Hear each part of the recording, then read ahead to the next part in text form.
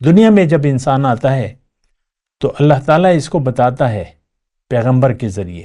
کتاب کے ذریعے،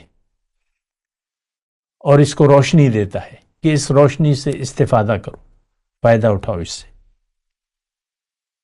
لِيَدَّبَّرُوا آیَاتِهِ وَلِيَتَذَكَّرْ أُولُو الْأَلْبَابِ کتاب انزلناہ الیک مبارک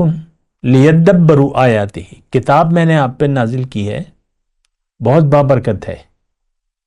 تو چاہیے کہ یہ تدبر کریں۔ لِيَدَّبَّرُوا آیَاتِهِ، وہ تدبر تو میں نے آپ کو بتایا کہ ہم نے چھوڑ دیا ہے، ہمارے دل پہ تو تالا لگا ہوا ہے دنیا کی محبت کا، اور ہم سوچنے سمجھنے کی اب طاقت ہی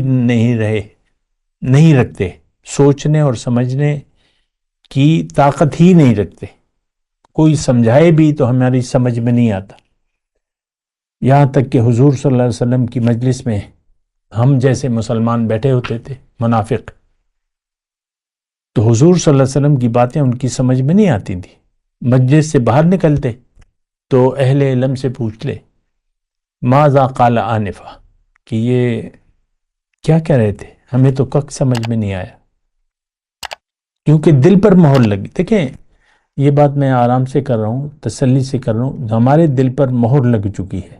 یہ تالے آپ نے کھولنے ہیں، اب بھی وقت ہے، موت کے آنے سے پہلے پہلے ان تالوں کو کھول دیں، فکر کریں، تدبر کریں، سوچ سمجھ کر زندگی گزاریں، بنا سوچے سمجھے زندگی نہ گزاریں۔ پھر دوسری اہم بات یہ ہے کہ اللہ کی موافقت، اللہ کے ارادے کو جانیں، اور پھر اللہ کے جو ارادہ تخلیق کا ہے، جو اللہ تعالیٰ کی منشا ہے، تو اس کو آپ پورا کریں، اللہ کی منشا کے خلاف زندگی نہ گزاریں، ایمان لے آئیں اور عمل صالح کا رویہ اختیار کریں، تقوی کی روش اختیار کریں، تو آپ امن میں آ جائیں گے۔